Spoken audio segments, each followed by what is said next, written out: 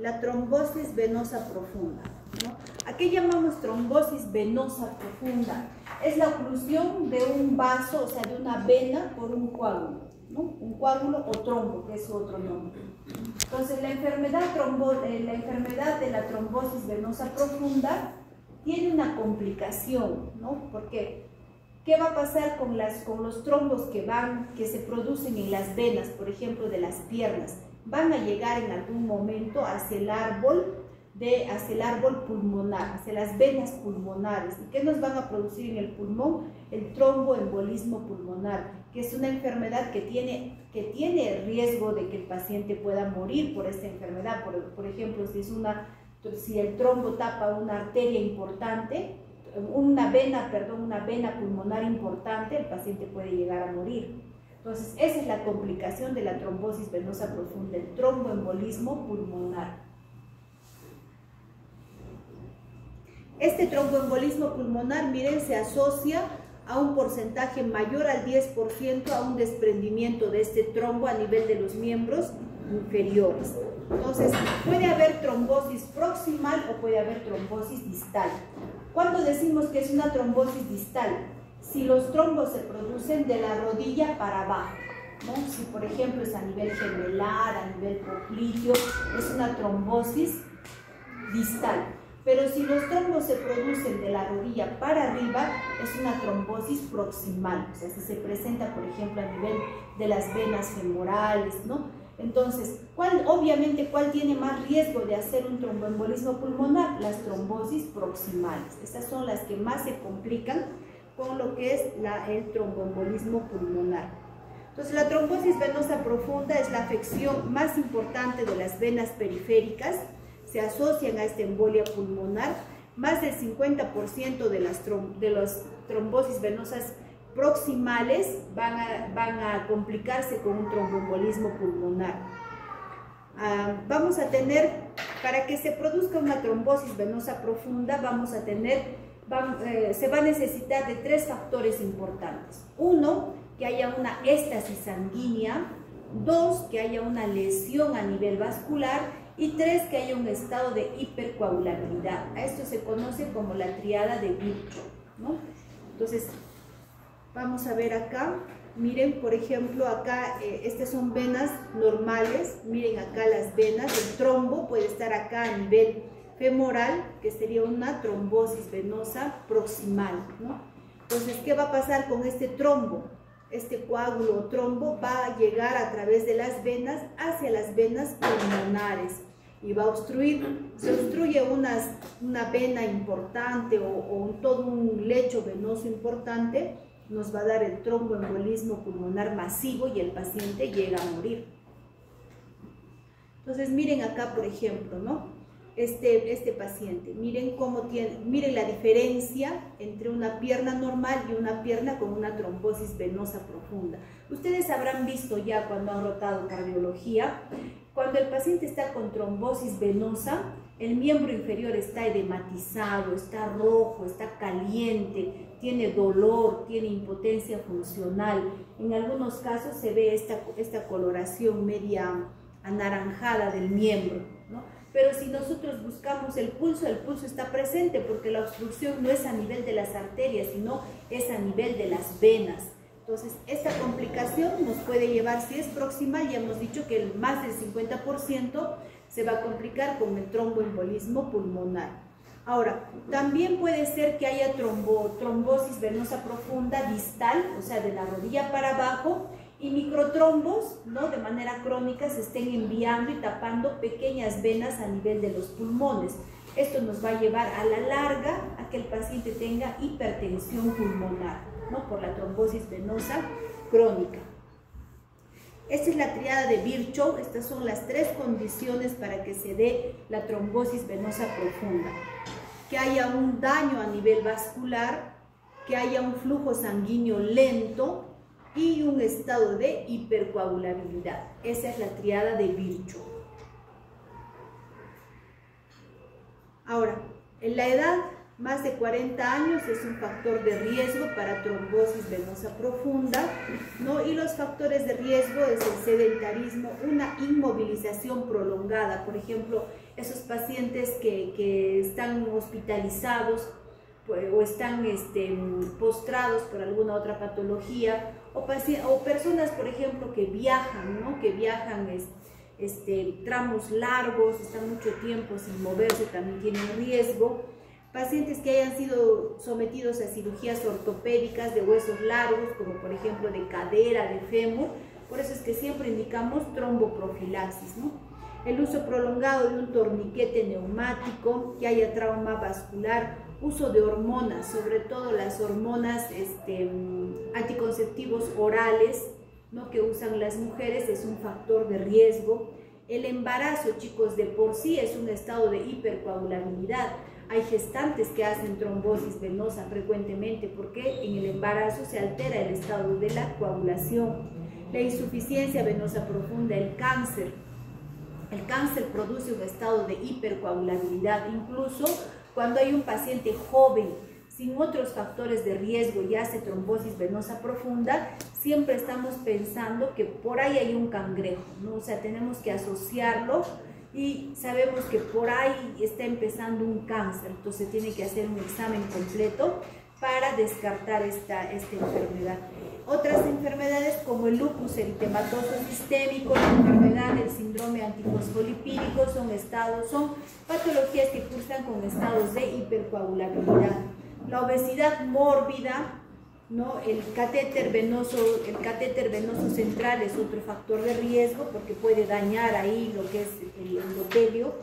Y la cirugía bariátrica, que está de moda, ¿no? Porque ahora es una cura para la obesidad, para la hipertensión, la diabetes, tiene riesgo de hacer trombosis venosa profunda y tromboembolismo pulmonar.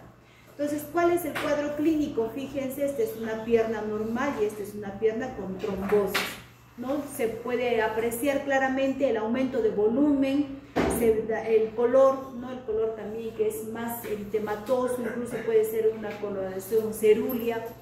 El paciente tiene dolor, tiene impotencia funcional, pero el pulso está presente, ¿no? Entonces, miren esta trombosis venosa, miren esa coloración anaranjada que les digo, ¿no? Entonces, para hacer el diagnóstico, no podemos usar, por ejemplo, la escala de Wells, que ya lo vamos a ver más adelante. El cuadro clínico es dolor, edema, eritema, calor, dificultad para la deambulación, ¿no? Podemos ver esos síntomas. Ahora, este es el modelo para la predicción de probabilidad clínica, ¿no? En la trombosis venosa profunda. Es el modelo clínico de Wells para hacer el diagnóstico. Entonces, miren, acá vamos a ver un puntaje, por ejemplo, si hay una neoplasia activa, o sea, si el paciente está con cáncer, es un punto. Si hay parálisis, reciente inmovilización por una férula, un punto. Si está inmovilizado en cama más de 3 días, un punto. Si hay sensibilidad a la palpación localizada en el sistema venoso profundo, un punto. Aumento de volumen, un punto. Aumento del diámetro de la pantorrilla, un punto. Edema o signo de Godet en la pierna que está afectada, un punto. Venas superficiales colaterales, un punto. Y si hay otro diagnóstico más probable, le restamos 2 puntos. Entonces, ¿cuándo hay alta probabilidad? Cuando en total hay más de 3 puntos. Cuando hay probabilidad moderada, de 1 a 2 puntos. Y cuando hay probabilidad clínica baja, cuando hay 0 puntos.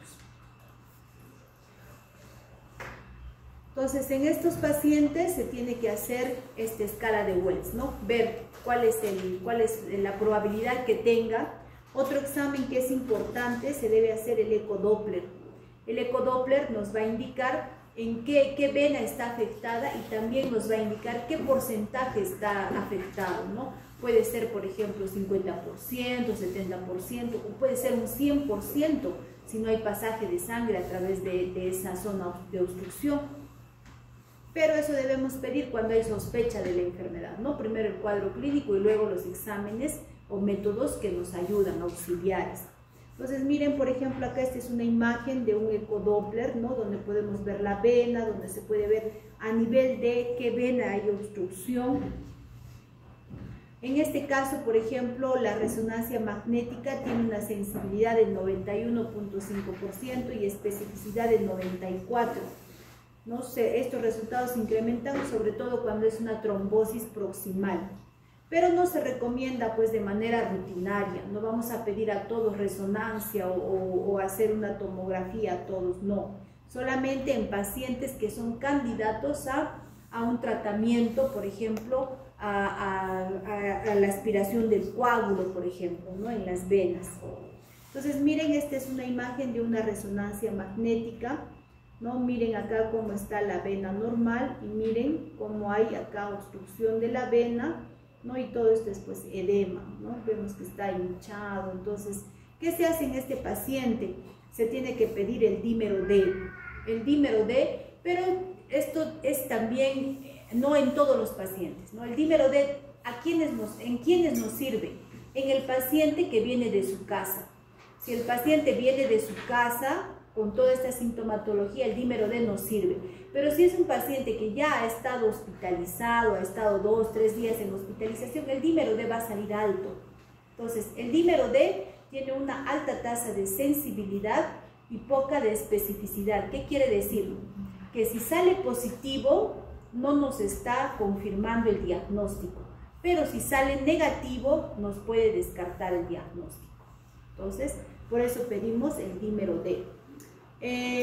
Hay que tener cuidado en pacientes que, como ya hemos dicho, que tienen factores de riesgo, ¿no? Pacientes que están, por ejemplo, en gestantes, es importante, en gestantes, pacientes que han estado postrados por una cirugía o que se han realizado la cirugía bariátrica, por ejemplo, pacientes con falla cardíaca, con falla renal, en ellos hay que tener más cuidado, ¿no? Como en todas las patologías.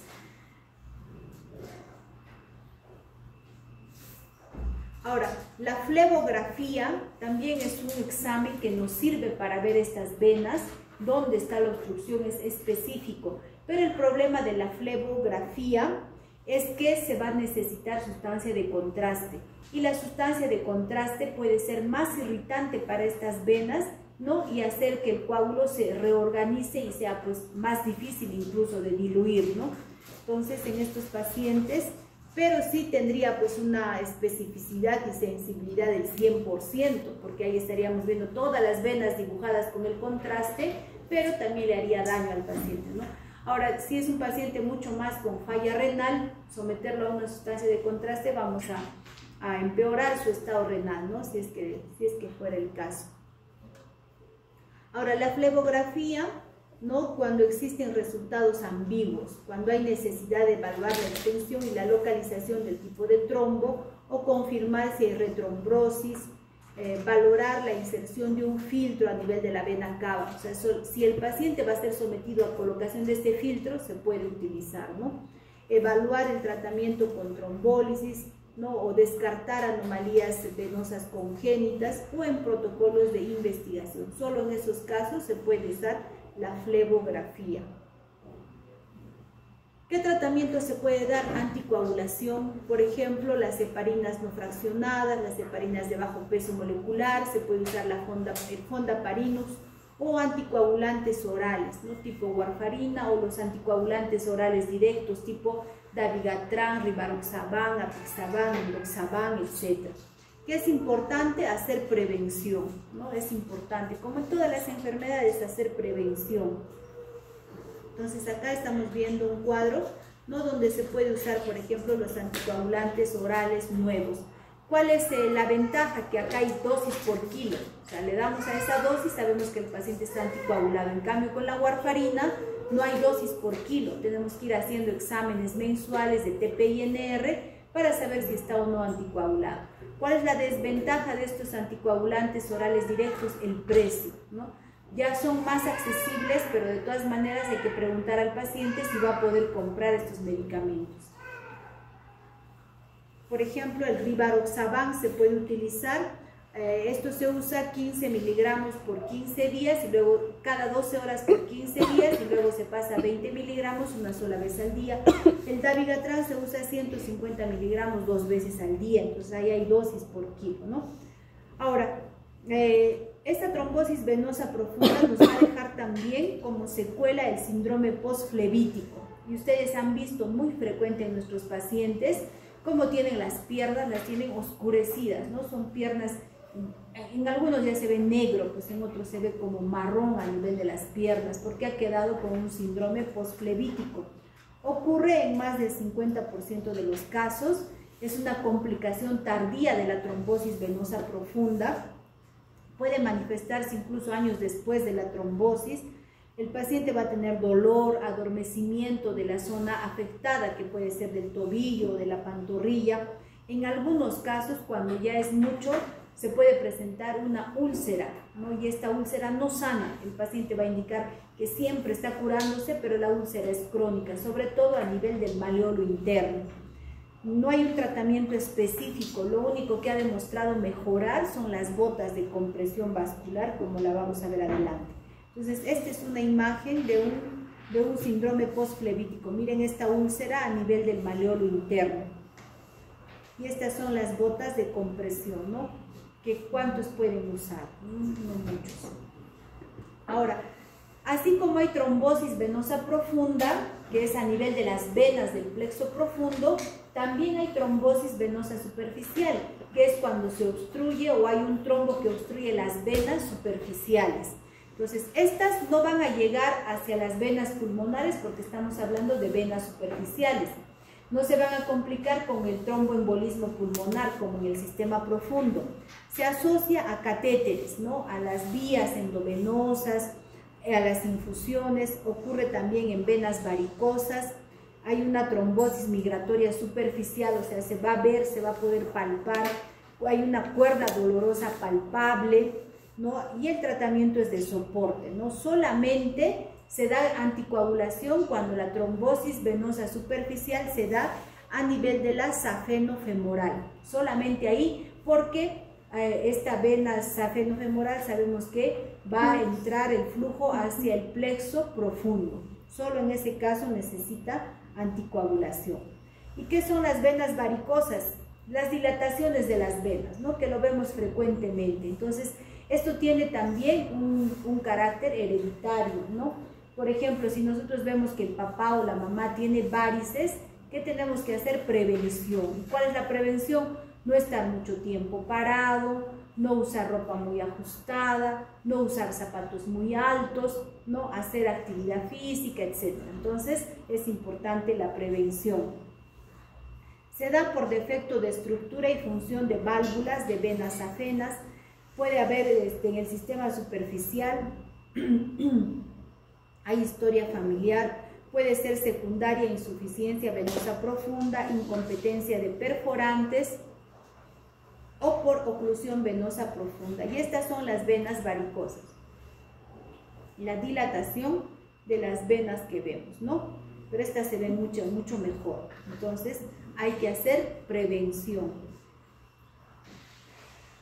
Entonces, chicos, esto es todo con respecto a lo que son la enfermedad.